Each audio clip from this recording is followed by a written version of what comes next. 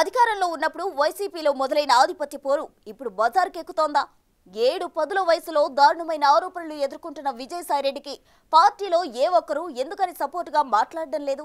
పార్టీలో number 2గా వెలుగొందిన Rajya Sabha MP ఇప్పుడు పార్టీలో ఒంటరైపోయారా? జగన్ కూడా ఆయన విషయంలో ఉదాసీనతతో వ్యవహరిస్తున్నారా? అసలు వైసీపీలో సాయిరెడ్డి ఆధిపత్యానికి గండి కొట్టిందెవరు? ఆ క్రమంలో ఆయన యాక్షన్ ప్లాన్ పై జరుగుతున్న ప్రచారం ఏంటి? వైసీపీ 2014లో ప్రతిపక్షంలో ఉన్నప్పుడు, తర్వాత అధికారంలోకి వచ్చినప్పుడు పార్టీలో జగన్ తర్వాత నేనే అన్నట్లు వ్యవహరించారు రాజ్యసభ సభ్యుడు విజయసాయిరెడ్డి.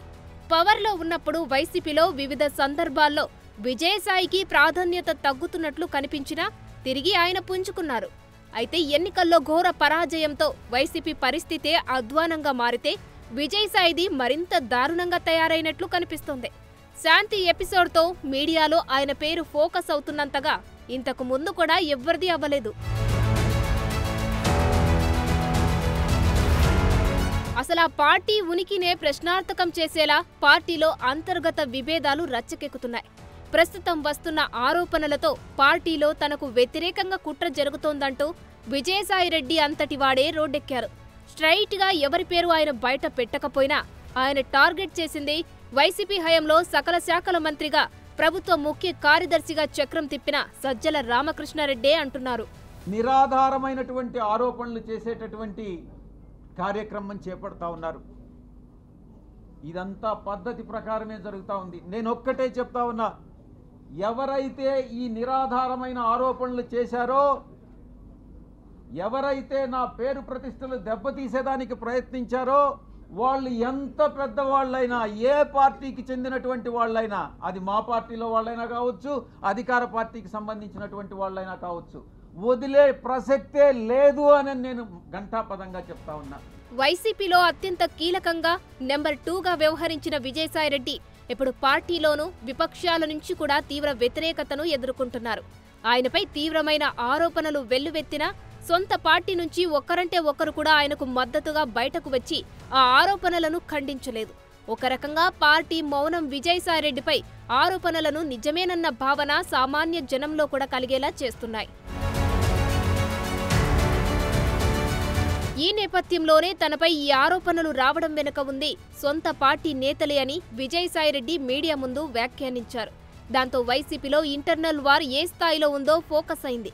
ఇక్కడ మరో విషయం ఏంటంటే, తనపై వచ్చిన ఆరోపణలపై విశాఖ వేదికగా విజయసాయిరెడ్డి మీడియా సమావేశం ఏర్పాటు చేసినా ఆయన పక్కన పార్టీ నేతలు ఎవరూ కనిపించలేదు. ఆయన పార్టీలో కీలక నేత అయినా విశాఖకు చెందిన వైసీపీ నేతలెవరూ ఆయనకు స్వాగతము పలకలేదు.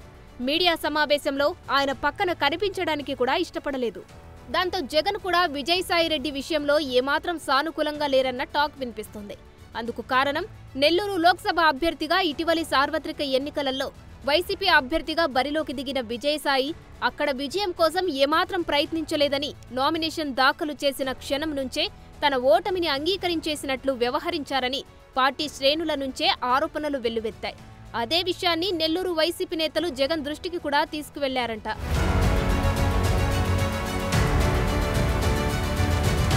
పార్టీలో జరుగుతున్న వాటిని గమనించే విజయసాయిరెడ్డి సొంత అజెండాతో ముందుకు వెళ్లే ఆలోచనలో ఉన్నారంటున్నారు. ఈ నేపథ్యంలోనే విజయసాయిరెడ్డి సొంత ఛానల్ ప్రకటన చేశారు. విశాఖలో ఆ విషయం స్పష్టం చేశారు. గతంలో కూడా ఆయన సొంత ఛానల్ మాట ఎత్తారు, కానీ ఆ తర్వాత ఆ విషయంపై ఎప్పుడూ మాట్లాడలేదు. అయితే తాను ప్రారంభించబోయే సొంత ఛానల్ తాను ఏ పార్టీలో ఉన్నానన్న దాంతో సంబంధం లేకుండా న్యూట్రల్గా వ్యవహరిస్తుందని చెప్పుకొచ్చారు. న్యూట్రల్గా అని ఆయన నొక్కి చెప్పడంతో వైసీపీ సొంత మీడియాను టార్గెట్ చేయడమే అంటున్నారు. ఈ మతాలకి, రాజకీయ పక్షాలకి అతీతంగా ఉంటుంది. న్యూట్రాలిటీ అంటే న్యూట్రాలిటీనే. విజయసాయిరెడ్డి ఏ రాజకీయ పక్షంలోనైనా ఉండొచ్చు, కానీ ఛానల్ వచ్చేటప్పటికి న్యూట్రల్ ఛానల్ మాత్రమే మెయింటైన్ చేస్తాం, న్యూట్రాలిటీ మెయింటైన్ చేస్తామని నేను సవినయంగా తెలియజేసుకుంటాను. For more videos like this, subscribe Big TV channel.